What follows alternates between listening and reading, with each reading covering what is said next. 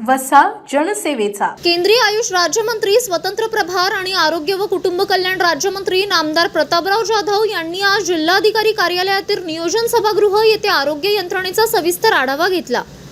यावेळी त्यांनी जिल्ह्यासाठी अत्यंत महत्त्वाची घोषणा करताना सांगितले की वाढत्या लोकसंख्येचा विचार करून जिल्ह्यात लवकरच 16 नवीन प्राथमिक आरोग्य केंद्र तसेच 51 नवीन उपकेंद्र सुरू करण्यात येतील। आरोग्य सेवा ही सर्वात मोठी सेवा असून ती पुण्याचं काम म्हणून सकारात्मक भावनेतून करावी असे आवाहन त्यांनी यावेळी केले।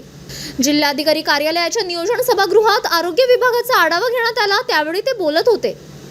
जिल्हाधिकारी डॉक्टर प्रवीण कुमार देवरे, मुख्य कार्यकारी अधिकारी गुलाबराव खरात, उपसंचालक डॉक्टर सुशील वागचौरे, सहसंचालक पीपीटी डॉक्टर प्रसाद भंडारी, सहसंचालक डॉक्टर बाळासाहेब सोनवणे, सहसंचालक डॉक्टर सुनीता गोलाईत, सहसंचालक पुणे डॉक्टर राजरत्न वाघमारे, अतिरिक्त संचालक मुंबई डॉक्टर किरण कुमार वाघमारे, उपसंचालक मुंबई डॉक्टर सुहास मोनाडकर, आयुष सहसंचालक मुंबई डॉक्टर विलास सरोदे, शासकीय वैद्यकीय महाविद्यालयाचे अधिष्ठाता डॉक्टर कैलास झिने, जिल्हा आरोग्य अधिकारी डॉक्टर अमोल गीते, जिल्हा शल्य चिकित्सक डॉक्टर दत्तात्रय बिराजदार आदी उपस्थित होते।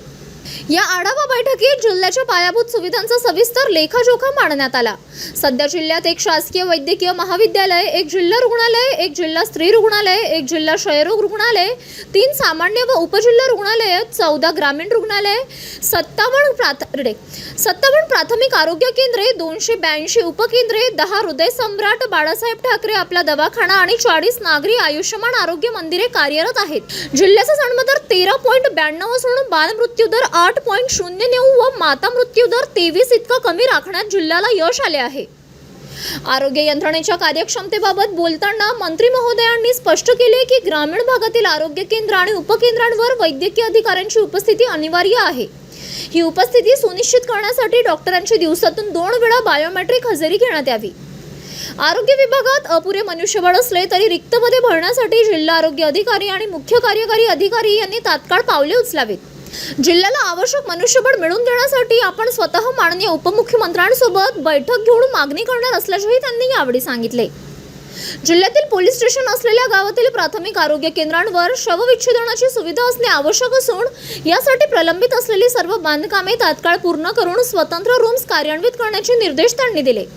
तसेच जिल्ह्यातील सर्व शासकीय रुग्णालयांमध्ये सीसीटीव्ही, फायर ऑडिट आणि गॅस ऑडिटची अंमलबजावणी त्वरित व्हावी अशी सूचना त्यांनी दिली।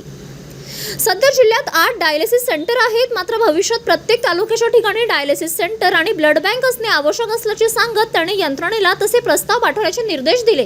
राष्ट्रीय अंधत्व कार्यक्रमांतर्गत जास्तीत जास्त रुग्णांना आणि शाळकरी मुलांना मोफत चष्मे वाटप करण्याचे तसेच मोतीबिंदू शस्त्रक्रियेचे प्रमाण वाढवण्याचे निर्देश त्यांनी जिल्हा शल्य चिकित्सकांना दिले। कोविड काळात मिळालेली अतिरिक्त मेडिकल साहित्य, विशेषतः बेड्स आणि ऑक्सिजन टँक अद्याप अनेक ठिकाणी वापरविना पडून आहेत। काही रुग्णालयात रुग्ण जमिनीवर उपचार घेत असल्याचे निदर्शनास आल्याने या अतिरिक्त साहित्याने योग्य नियोजन करून ते तात्काळ गरजू रुग्णालयांना उपलब्ध करून देण्याचे आदेश मंत्र्यांनी दिले। मानसिक आरोग्याबाबत चिंता व्यक्त करत त्यांनी या विभागाने जास्तीत जास्त रुग्णांची तपासणी करून त्यांना स्वस्थ ठेवण्यासाठी प्रयत्न करावेत असे सांगितले। जिल्ह्याला टीबी मुक्त करण्यासाठी 1800 रुग्णांपैकी अद्याप केवळ 905 रुग्ण दत्तक घेण्यात आले आहेत। हे प्रमाण वाढवण्यासाठी अधिकाऱ्यांनी स्वतः निक्षय मित्र बनवून रुग्ण दत्तक घ्यावेत असे आवाहन त्यांनी केले। महिलांच्या आरोग्याबाबत बोलताना त्यांनी HPV वॅक्सिनबाबत होणाऱ्या अपप्रचाराला उत्तर देण्यासाठी व्यापक जनजागृती करावी आणि ही मोफत लस शिबिरांच्या माध्यमातून महिलांपर्यंत पोहोचवावी असे सांगितले। कर्करोग निदानाबाबत बोलताना मंत्री महोदयांनी हायपरटेन्शन, डायबिटीज, ओरल, ब्रेस्ट आणि सर्वायकल कॅन्सरच्या स्क्रीनिंगचे प्रमाण वाढवून ते 100% करण्याचे उद्दिष्ट दिले। 30 वर्षांवरील प्रत्येक महिलेची ब्रेस्ट आणि सर्वायकल कॅन्सरसाठी तपासणी करण्यासाठी आशा वर्कर्सच्या माध्यमातून मोहिमा राबवाव्यात।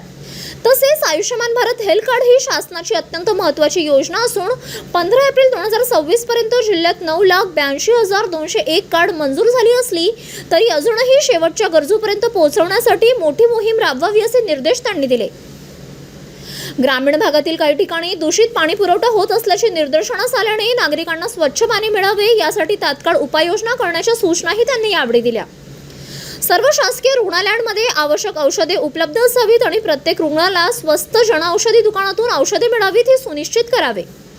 प्रसूतीसाठी आलेल्या महिलांना किंवा इतर रुग्णांना विनाकारण बाहेर रेफर न करता शासकीय दवाखान्यातच उपचार करण्यावर भर द्यावा असे त्यांनी बजावले। City news.